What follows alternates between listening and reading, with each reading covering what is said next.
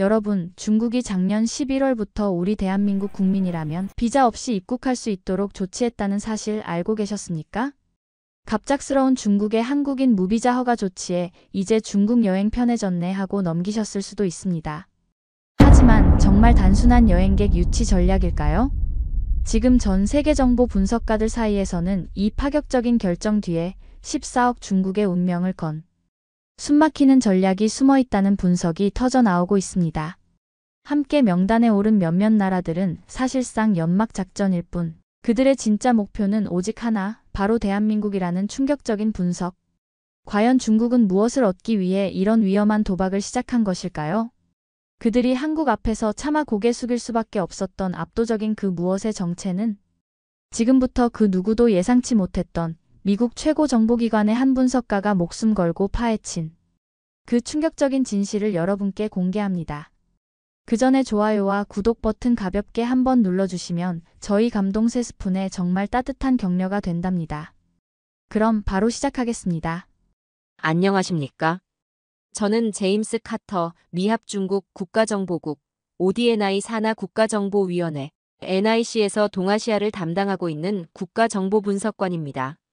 지금부터 제가 직접 경험하고 분석했던 세계사의 흐름을 바꾼 그 결정적인 순간들에 대한 이야기를 시작하려 합니다.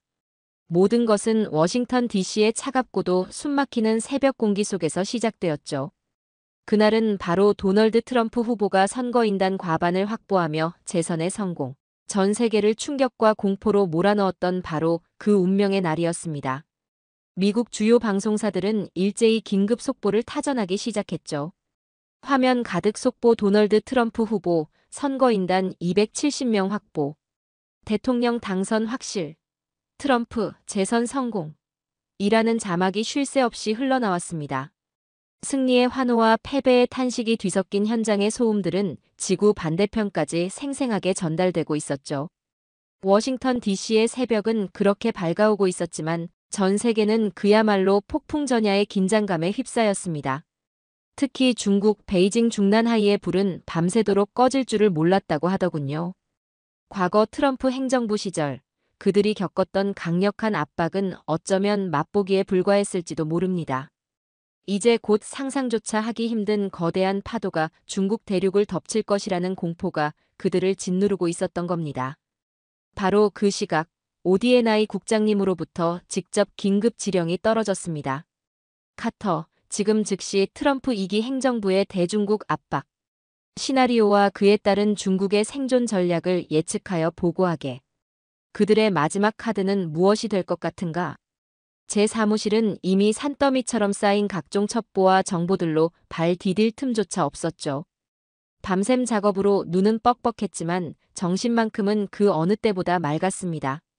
국장님과의 비밀 보안 화상 통화에서 저는 단호하게 말씀드렸습니다. 국장님, 이미 중국은 최악의 시나리오를 상정하고 있었을 겁니다. 트럼프의 재선은 그들에게 과거와는 비교할 수 없는 수준의 고립과 압박을 의미하니까요. 당장 예상되는 그들의 움직임은 주변 국가의 경제 연대 강화, 1대1로 참여국들에 대한 지원 확대, 그리고 국제 무대에서의 반미 연합 구축 시도일 것입니다. 동남아시아, 중앙아시아, 아프리카의 특정 국가들과 관계를 더욱 밀착시키면서 자원 확보와 시장 다변화를 꾀하려 들겠죠. 하지만 저는 잠시 말을 끊고 제 모니터 화면 가득 떠있는 거대한 세계지도, 그 중에서도 유독 한 곳을 날카롭게 응시했습니다. 저의 모든 분석과 직관이 바로 그곳을 가리키고 있었으니까요. 저는 다시 입을 열었습니다. 제 목소리에는 저도 모르게 강한 확신이 실려 있었죠. 하지만 국장님, 이 모든 것은 피상적인 대응에 불과합니다. 중국의 진짜 아킬레스건은 기술입니다. 트럼프 2기 행정부는 과거와는 차원이 다르게 중국의 기술 굴기를 아예 뿌리 뽑으려 할 것입니다. 반도체부터 시작해서 인공지능, 우주항공에 이르기까지 모든 첨단 기술 분야에서 중국을 완전히 고립시키려 들겠죠. 그야말로 숨통을 끊어놓겠다는 겁니다. 그 절체절명의 위기에서 중국이 기댈 수 있는 유일한 희망, 그들의 생존을 위한 마지막 히든카드는 바로 대한민국입니다. 저의 단언에 국장님도 숨을 죽이시는 것이 느껴졌습니다. 한국의 독보적인 첨단 기술 없이는 중국은 다가올 폭풍을 절대 견뎌낼 수 없을 겁니다. 그들은 곧 상상을 초월하는 방식으로 한국에 접근할 것입니다. 어쩌면 국가적 자존심마저 내던지는 파격적인 제안을 들고 말이죠. 어쩌면 이미 움직이고 있을지도 모릅니다. 워싱턴의 새벽, 트럼프 재선이라는 거대한 충격파 속에서 저는 그렇게 대한민국의 운명적인 역할을 예견하고 있었습니다. 저의 분석은 과연 현실이 될까요? 그리고 중국은 과연 어떤 카드를 꺼내들까요? 모든 것이 한치 앞을 내다볼 수 없는 안개 속이었습니다. 제 냉철한 분석은, 아니 어쩌면 불길한 예언은 생각보다 훨씬 빠르게 현실이 되었습니다. 도널드 트럼프의 재선이 확실시된 지불과 며칠 지나지 않은 때였죠. 워싱턴 정가는 아직 차기 행정부의 윤곽조차 제대로 그리지 못하고 있었고 대통령 취임식까지는 시간이 꽤 남아있는 어수선한 상황이었습니다. 그때였습니다. 중국이 그야말로 전 세계를 뒤흔드는 카드를 꺼내들었죠. 바로 대한민국 국민 전체에 대해 일방적으로 무비자 입국을 허용한다는 충격적인 발표였습니다. 이 소식은 마치 거대한 폭탄처럼 전 세계 주요 언론의 헤드라인을 순식간에 장식했습니다. 중국, 한국의 파격적인 러브콜, 만리장성, 빗장, 한국인에게만 열리나? 온갖 자극적인 제목들이 인터넷과 신문 지면을 도배했죠. 당시만 해도 중국은 외국인에게 상당히 폐쇄적인 비자 정책을 유지하고 있었기에 특정 국가 전체에 대한 전면적인 무비자 허용은 그야말로 상상하기 어려운 일이었습니다. 당연히 국제 외교관은 발칵 뒤집혔고 각국 정보기관들은 때 이른 중국의 파격적인 움직임에 당혹감을 감추지 못하며 그 배경 분석에 총력을 기울이기 시작했습니다. 곧이어 추가적인 정보가 흘러나왔습니다. 사실 이번 중국의 무비자 대상에는 대한민국 외에도 슬로바키아, 노르웨이, 핀란드, 덴마크, 아이슬란드 같은 몇몇 유럽 국가들과 안도라, 모나코, 리히텐슈타인 같은 인구 10만 명 안팎의 소국들도 포함되어 있다는 것이었죠. 이 사실이 알려지자 대부분의 서방 정보기관들은 다소 안도하는 분위기였습니다. 그들은 이번 조치를 중국의 일반적인 대외 개방 정책의 일환, 혹은 다분히 경제적인 목적을 가진 제스처로 해석하려는 경향을 보였습니다. 중국이 최근 심상치 않은 경제 침체 조짐을 보이자 이를 타개하고 자국 관광 산업을 활성화하기 위해 구매력 높은 선진국 관광객들을 적극적으로 유치하려는 다각적인 노력의 일환이다라는 분석 보고서들이 쏟아져 나왔죠. 한국 역시 그 대상 국가 중 하나일 뿐이라는 다소 안이한 판단이었습니다.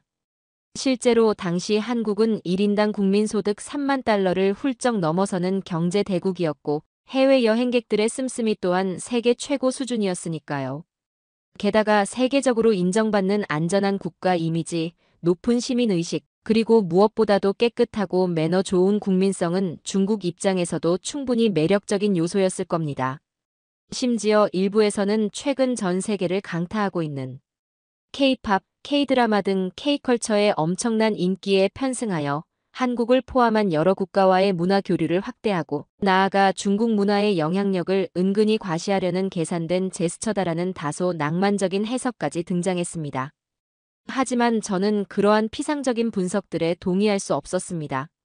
물론 그들이 언급한 한국의 경제력이나 문화적 매력도 분명 중요한 요소임에는 틀림없었죠.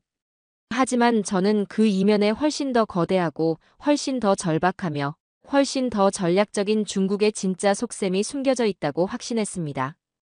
그것은 바로 대한민국의 눈부신 기술력이었습니다. 단순히 경제적인 이익이나 문화 교류 차원을 넘어선 국가의 명운을 좌우할 수 있는 핵심적인 가치 말입니다. 반도체, 차세대 배터리, 인공지능, 바이오 신약 같은 첨단 기술은 물론이고 최근 폴란드를 비롯한 동유럽 국가들의 대규모 수출 계약을 성사시키며 세계 방산 시장의 다크호스로 떠오른 K방산의 위력, 즉 최첨단 K 흑표 전차, K9 자주포, 천궁2 같은 지대공 미사일 시스템에 이르기까지 중국이 군침을 흘릴 만한 독보적인 기술들은 그야말로 차고 넘쳤습니다.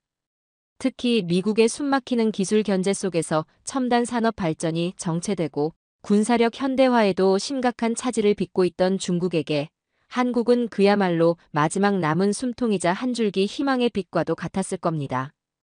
다른 유럽 국가들이나 소국들에게는 없는 오직 대한민국만이 가진 그 무언가를 중국은 절실히 원하고 있었던 거죠. 저는 상황실 대형 스크린에 떠있는 중국 외교부 대변인의 무표정한 얼굴을 바라보며 그 뒤에 숨겨진 리 총리와 왕 외교부장의 다급한 표정을 읽어내려 애썼습니다.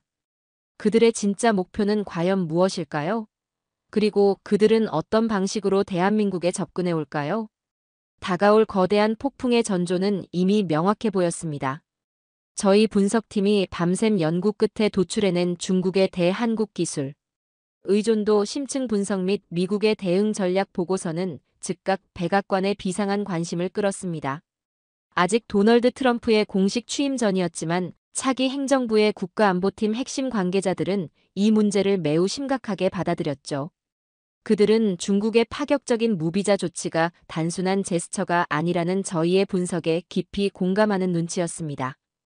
결국 며칠 뒤 저는 ODNI 국장님과 함께 백악관 웨스트윙 지하에 위치한 상황실, 일명 시튜에이션 룸에서 극비 브리핑을 하게 되었습니다. 그곳은 미국의 안보와 관련된 가장 민감하고 중요한 결정들이 내려지는 그야말로 국가의 심장부와도 같은 곳이었죠. 그 자리에는 차기 국가안보보좌관으로 유력시되던 내정자를 비롯해 국무, 국방, 상무 등 주요 부처의 장관 내정자들이 배석했습니다. 그들의 굳은 표정에서는 다가올 트럼프 2기 행정부의 험난한 여정을 예감하는 듯한 긴장감마저 느껴졌습니다. 저는 떨리는 마음을 가다듬고 저희 팀이 피와 땀으로 만들어낸 분석 결과를 담담하지만 힘있는 목소리로 브리핑하기 시작했습니다. 현재 중국이 한국에 대해 파격적인 무비자 입국을 허용한 것은 단순한 외교적 제스처를 넘어선 생존을 위한 절박한 몸부림으로 판단됩니다. 특히 그들이 노리는 것은 한국의 반도체, 배터리, 인공지능 등 첨단 기술과 최근 세계 시장을 석권하고 있는 방위산업 기술입니다. 제 브리핑이 이어지는 동안 상황실 내에는 숨막히는 침묵이 흘렀습니다.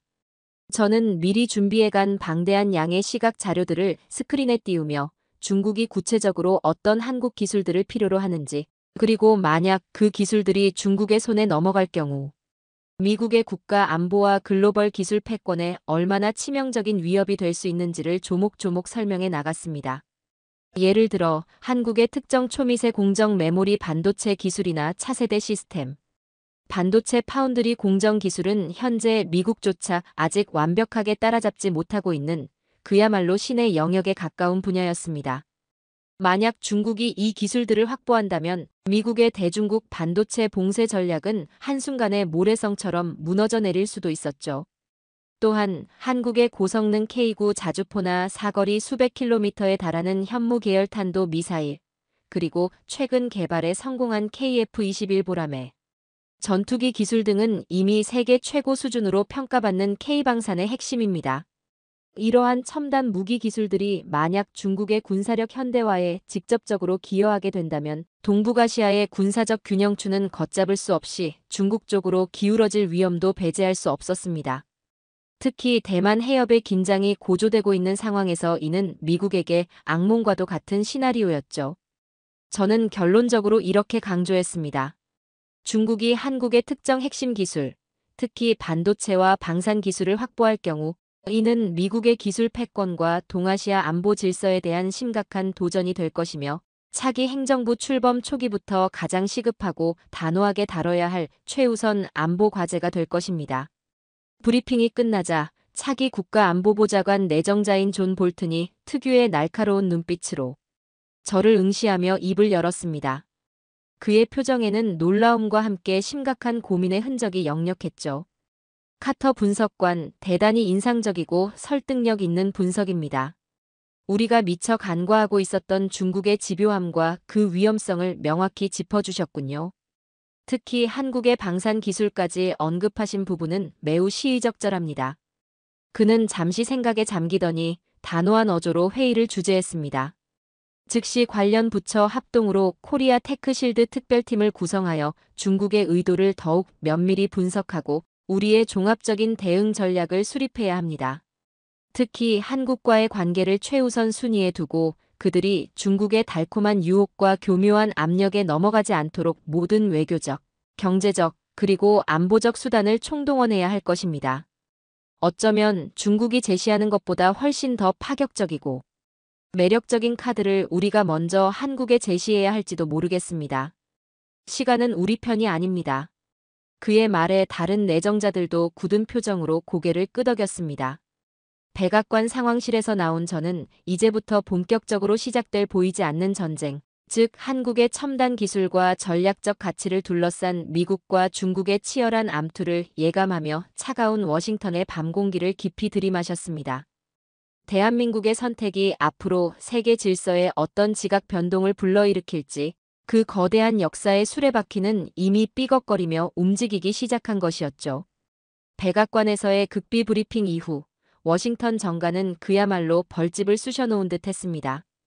저희는, 특히 제 분석팀은 중국의 한국 기술 확보 시도를 저지하기 위한 미국의 구체적인 대응 전략 수립에 더욱 박차를 가했죠. 그러던 중 예상대로 중국 측의 본격적인 움직임이 포착되기 시작했습니다. 그들의 접근 방식은 과거의 고압적인 태도와는 사뭇 달랐어요.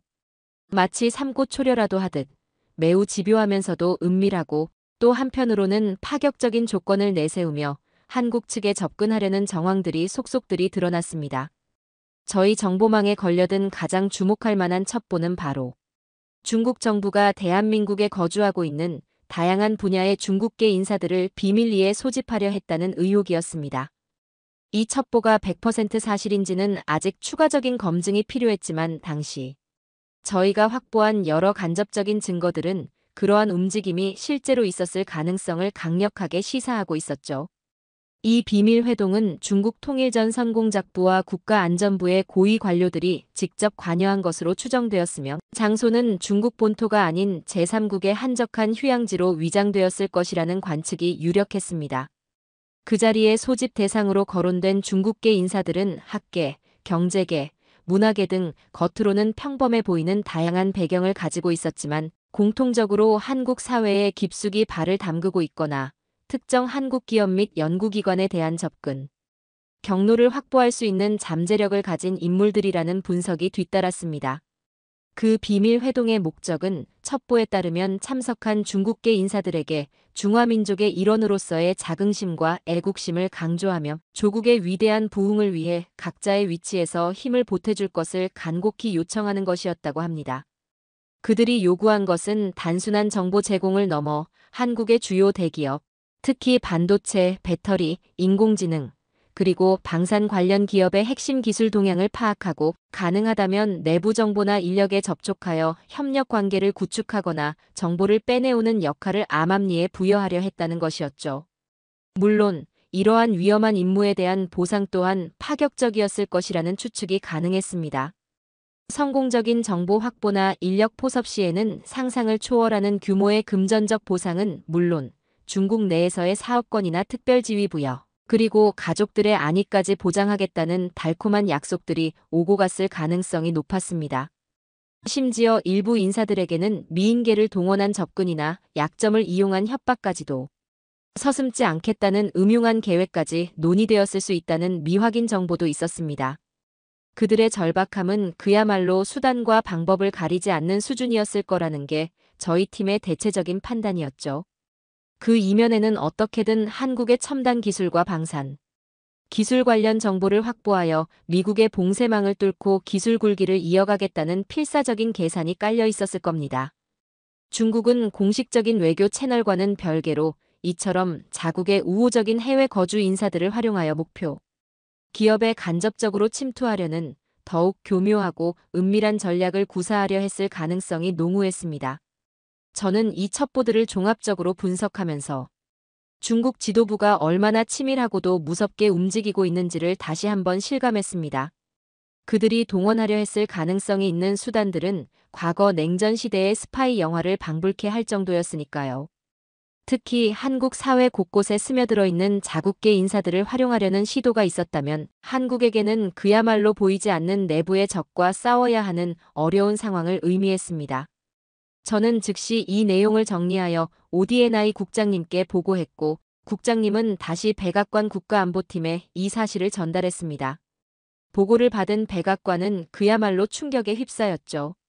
중국이 이런 식으로까지 나온단 말인가? 이 첩보가 사실이라면 한국 사회 전체가 그들의 정보 수집 대상이 될 수 있다는 것 아닌가? 하는 극도의 위기감이 팽배했습니다. 하지만 다행스럽게도 추후 여러 경로를 통해 확인된 바에 따르면 당시 중국이 이러한 민간 네트워크를 통해 실제로 유의미한 핵심 기술 정보를 빼내는 데는 성공하지 못한 것으로 파악되었습니다.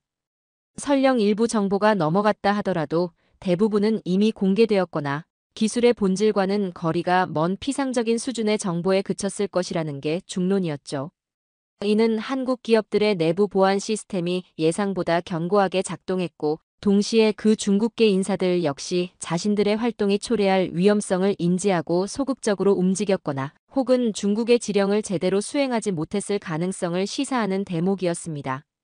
그럼에도 불구하고 중국의 이러한 집요하고도 광범위한 정보 수집 시도에 대한 첩보는 대한민국에게 잠재적인 위협이 계속되고 있음을 명확히 보여주는 사건이었죠. 이제 문제는 외부의 압력뿐만 아니라 사회 곳곳에 숨어 있을지 모르는 정보 유출의 가능성까지 막아야 하는 복잡한 국면으로 접어들고 있었습니다. 중국의 은밀하고도 집요한데 한국 기술 확보 시도. 정황이 속속들이 드러나자 워싱턴의 분위기는 그야말로 살얼음판 같았습니다. 특히 백악관 국가안보팀은 중국이 한국을 통해 미국의 기술, 봉쇄망을 우회하려는 것을 절대 용납할 수 없다는 단호한 입장이었죠. 그들은 즉각적으로 한국 정부에 강력한 경고 메시지를 전달하는 한편 동시에 중국의 유혹을 뿌리칠 수 있는 매력적인 당근도 함께 제시하는 이른바 채찍과 당근 전략을 구사하기 시작했습니다.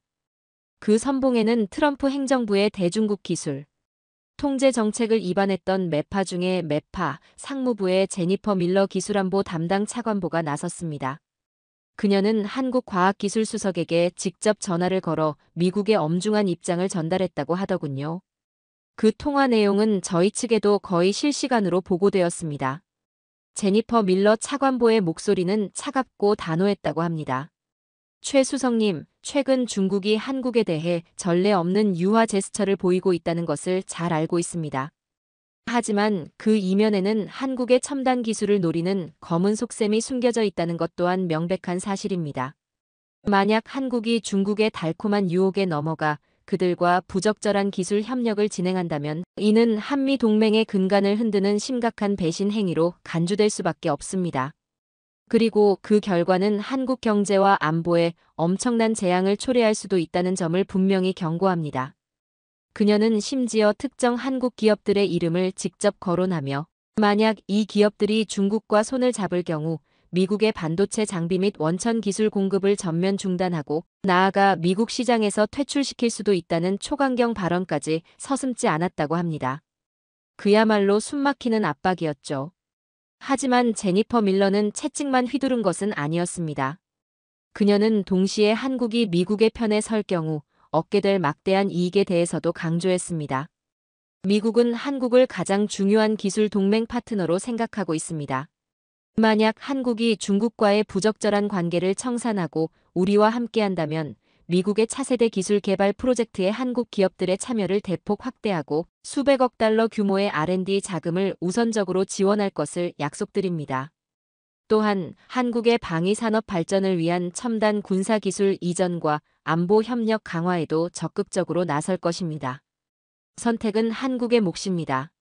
어느 쪽이 진정한 동반자이고 어느 쪽이 한국의 미래를 위한 올바른 길인지 현명하게 판단하시리라 믿습니다. 이러한 미국의 강력한 압박과 회유는 한국 정부를 더욱 깊은 고민에 빠뜨렸습니다. 한쪽에서는 중국이 엄청난 경제적 이익과 기술 협력을 약속하며 손을 내밀고 있었고 다른 한쪽에서는 전통적인 혈맹인 미국이 안보와 기술 동맹을 내세우며 중국과의 관계 단절을 요구하고 있었으니까요.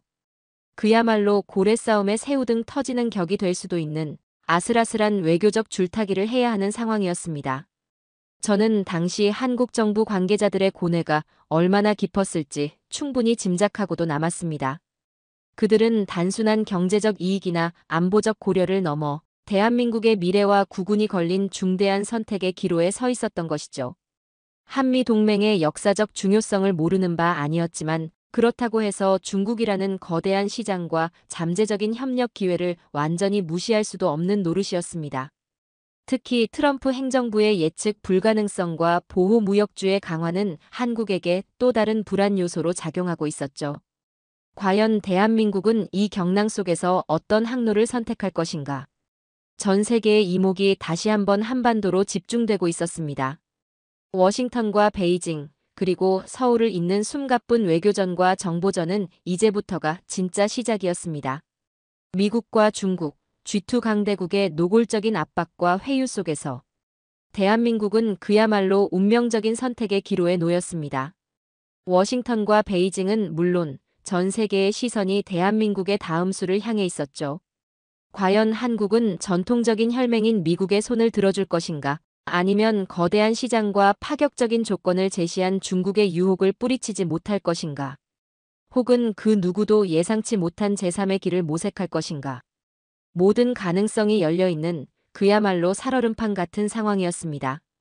당시 한국 정부는 공식적인 입장 표명을 최대한 자제하면서도 물밑에서는 치열한 외교적 노력을 펼치고 있다는 첩보가 저희에게 지속적으로 보고되었습니다. 대통령을 비롯한 외교안보 라인의 핵심 인사들은 연일 마라톤 회의를 이어가며 최선의 해법을 찾기 위해 고심하고 있다는 소식도 들려왔죠. 그들의 어깨에 짊어진 국가의 미래라는 무게감은 상상조차 하기 어려웠을 겁니다. 그리고 마침내 대한민국 정부는 구체적인 담화나 선언의 형태는 아니었지만 일련의 외교적 행동과 정책 발표를 통해 자신들의 입장을 전 세계에 간접적으로 드러내기 시작했습니다. 그것은 실로 놀랍고도 정교하게 계산된 고도의 외교술이었죠. 한국은 우선 중국이 제시한 파격적인 경제 협력 제안에 대해서는 양국 간 경제, 교류 활성화에 긍정적으로 기여할 수 있다면서도 핵심 기술 협력 문제에 대해서는 국가, 안보 및 기술 주권 원칙에 따라 신중하게 검토할 것이라는 유보적인 입장을 취했습니다. 이는 중국에게 일말의 기대감을 주면서도 결코 쉽게 핵심 기술을 내주지 않겠다는 단호한 의지를 내비친 것이었죠. 동시에 미국이 제안한 글로벌 첨단 기술 동맹 참여 요구에 대해서도 즉답을 피했습니다. 대신 한미 동맹은 우리 외교 안보의 근간이지만 특정 기술 동맹 참여는 국익과 국제 규범을 종합적으로 고려하여 결정할 사안이라는 원론적인 입장을 반복하며 미국의 일방적인 요구에는 끌려가지 않겠다는 자주적인 자세를 견지했습니다. 이러한 한국의 전략적 모호성은 워싱턴과 베이징 모두를 당혹스럽게 만들었습니다. 중국은 내심 한국이 자신들의 경제적 지원과 기술 협력 제안에 적극적으로 화답할 것이라고 기대했지만 한국은 기술 주권을 내세우며 거리를 두었습니다. 그렇다고 해서 미국의 편에 완전히 합류하여 중국을 적대시하는 것도 아니었죠. 미국 역시 한국이 자신들의 압박에 못 이겨 중국과의 관계를 단절하고 기술 동맹에 적극적으로 참여할 것이라고 예상했지만 한국은 국익 우선이라는 원칙을 내세우며 독자적인 행보를 예고했습니다. 저는 이 상황을 분석하며 상부에 다음과 같은 보고서를 제출했습니다. 대한민국, 미중 사이에서 절묘한 균형 외교 전개. 특정 진영에 편승하기보다는 국익 극대화를 위한 실리 추구. 이는 향후 미중 기술 패권 경쟁 구도에 예측 불가능성을 더하는 동시에 한국의 전략적 가치를 더욱 상승시키는 효과를 가져올 것. 실제로 그랬습니다. 중국은 한국의 모호한 태도에 불만을 표시하면서도 한국과의 기술, 협력 가능성을 완전히 포기할 수는 없었기에 더욱 적극적인 구애를 펼칠 수밖에 없었죠. 미국 역시 한국의 독자적인 판단을 존중한다는 공식 입장을 내놓았지만 내심 한국을 자신들의 기술 패권 전략에 어떻게든 편입시키기 위한 새로운 접근법을 고민해야 했습니다. 더 이상 한국을 과거처럼 자신들의 영향력 아래에 있는 수동적인 동맹으로만 취급할 수 없게 된 겁니다. 대한민국의 이러한 고도의 외교적 줄타기는 마치 고요한 호수에 던져진 거대한 돌멩이처럼 전 세계에 큰 파장을 일으키며 새로운 국제 질서의 가능성을 암시하고 있었습니다. 이제 세계는 한국을 단순한 반도체 생산 기지가 아닌 자신만의 목소리를 내는 전략적 행위자이자 미래 기술 지형을 바꿀 수 있는 핵심 플레이어로 주목하기 시작했죠. 그날 저는 제임스 카터, 미국의 정보 분석관으로서 강대국들의 틈바구니 속에서도 국익을 위해 고군분투하는 대한민국의 지혜와 저력에 깊은 인상을 받았습니다. 그들의 다음 수는 과연 무엇일까요? 예측하기 어려운, 그래서 더욱 흥미진진한 게임이 계속되고 있었습니다. 대한민국의 전략적 자율성 선언, 그 파장은 생각보다 훨씬 더 깊고 넓게 퍼져나갔습니다. 특히 저희 ODNI가 가장 주목했던 곳은 바로 중국 대륙의 심장부, 중난하이였죠. 처음에는 한국의 독자 노선에 대해 배신감을 느낀다, 괘씸하다는 식의 격앙된 반응을 보였던 중국 지도부였습니다. 왕 외교부장은 리 총리에게 불려가 호된 질책을 받았다는 첩보도 있었으니까요. 도대체 어떻게 된 일이오? 우리가 한국에 얼마나 공을 들였는데 고작 저런 어정쩡한 태도를 보이다니. 왕 부장은 책임지고 이 사태를 수습하시오. 리 총리의 불호령이 떨어졌다는 소문까지 파다했죠. 하지만 시간이 흐를수록 그들의 분노는 깊은 고민과 당혹감으로 바뀌어 갔습니다. 왜냐고요? 이유는 간단했습니다. 한국의 첨단 기술, 특히 반도체와 방산 기술은 여전히 그들에게 너무나도 절실했기 때문이죠. 미국의 기술 봉쇄망은 날이 갈수록 옥죄어 왔고 자력갱생을 외치며 수십 년간 천문학적인 돈을 쏟아부었지만 핵심 기술 분야에서의 격차는 좀처럼 좁혀지지 않고 있었습니다. 오히려 어떤 분야에서는 더 벌어지고 있다는 냉정한 평가까지 나오고 있었죠. 이런 상황에서 한국마저 등을 돌린다면 중국의 기술 굴기는 그야말로 물거품이 될 수도 있는 절체절명의 위기였습니다. 바로 이때부터 중국 내부에서 균열의 조짐이 나타나기 시작했습니다. 저희 정보망에 포착된 가장 흥미로운 움직임은 중국 공산당 내부의 강경파와 실용파 간의 노선, 갈등이 표면화되기 시작했다는 것이었죠. 강경파들은 한국이 감히 우리의 제안을 거절하고 미국과의 동맹을 유지하려 한다면 강력한 경제 보복 조치를 통해 본때를 보여줘야 한다고 주장했습니다. 과거 사드 배치 때처럼 한한령을 다시 발동하고 한국 기업들에 대한 제재를 가해야 한다는 목소리가 커졌죠. 실제로 일부 국수주의 성향의 관영 매체들은 연일 한국을 비난하는 논평을 쏟아내며 여론몰이에 나섰습니다. 하지만 실용파들의 생각은 달랐습니다. 그들은 지금은 감정적으로 대응할 때가 아니다. 한국을 압박하는 것은 오히려 그들을 미국 쪽으로 완전히 밀어내는 결과를 초래할 뿐이다. 어떻게든 한국과의 대화 채널을 유지하고 그들이 가진 기술을 확보할 수 있는 실리적인 방안을 모색해야 한다고 맞섰죠. 특히 젊은 기술 관료들과 일부 개혁 성향의 학자들 사이에서는 더욱 과감한 주장이 제기되기 시작했습니다. 우리가 언제까지 과거의 중화 사상에 갇혀 있을 것인가?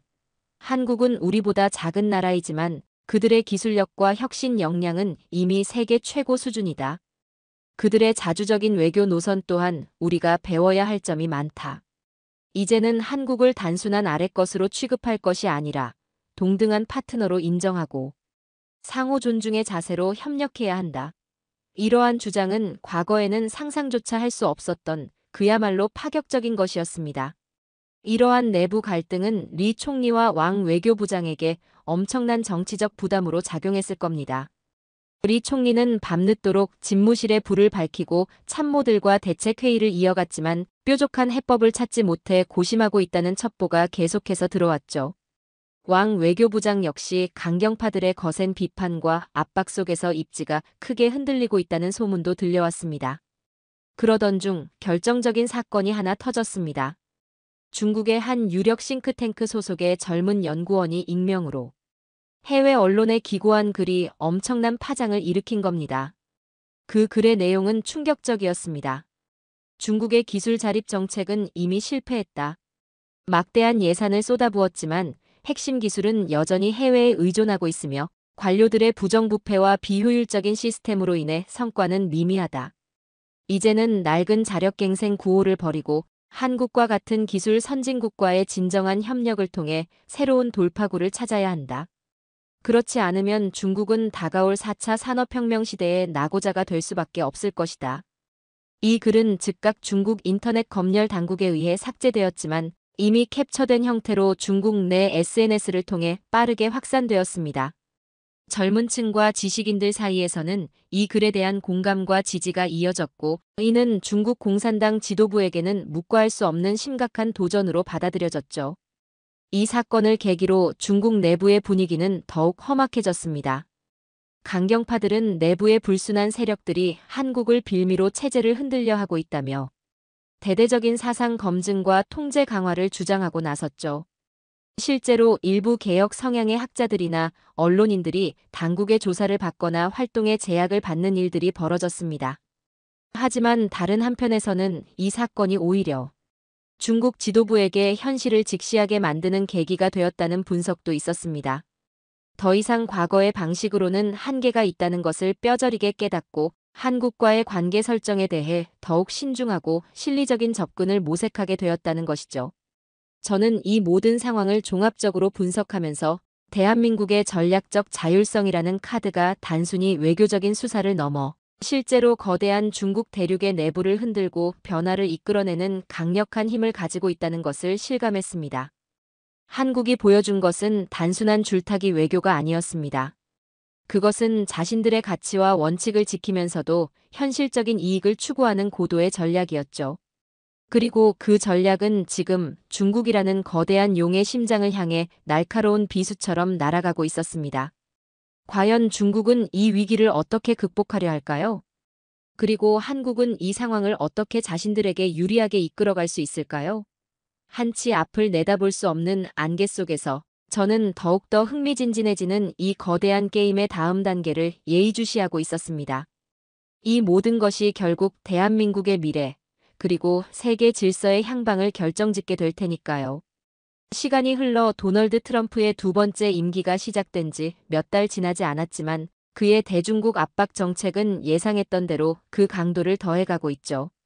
반도체, 인공지능, 통신 장비 등 첨단 기술 분야에서의 중국 기업들에 대한 제재는 그야말로 숨막힐 정도입니다. 글로벌 공급망에서 중국을 배제하려는 미국의 시도는 노골적이고 동맹국들에게도 중국과의 기술 협력을 중단하라는 압박이 거세지고 있습니다. 그야말로 전 세계가 미중 기술 패권 전쟁의 경랑 한가운데 놓여 있는 형국이죠. 하지만 놀랍게도 이러한 거대한 폭풍 속에서 대한민국은 이전과는 전혀 다른 모습을 보여주고 있습니다. 과거 강대국들의 눈치를 보며 끌려다니던 수동적인 모습은 온데간데 없죠. 오히려 자신들이 확보한 전략적 자율성과 독보적인 초격차, 기술력을 바탕으로 이 위기를 새로운 기회로 만들어 나가고 있습니다. 중국의 한국인 대상 무비자 입국 조치는 여전히 유지되고 있으며 이는 양국 간의 경제 및 인적 교류를 활성화하는 중요한 통로가 되고 있습니다. 물론 한국 정부는 기술 유출 방지를 위한 내부 보안 시스템을 더욱 강화하는 동시에 중국과의 기술 협력에 있어서는 철저하게 국익과 안보 원칙을 견지하고 있죠. 이러한 한국의 독자적인 행보는 전 세계의 주목을 받기에 충분했습니다. 과거에는 상상조차 할 수 없었던 일들이 현실에서 벌어지고 있으니까요. 예를 들어 미국의 강력한 반도체 장비 수출 통제에도 불구하고 한국의 특정 반도체 기업들은 자체적으로 개발한 장비와 소재를 활용하여 생산 차질을 최소화하는 놀라운 기술력을 보여주고 있습니다. 심지어 일부 분야에서는 미국 기업들조차 해결하지 못한 기술적 난제를 해결하며 세계 시장을 선도하기도 하죠.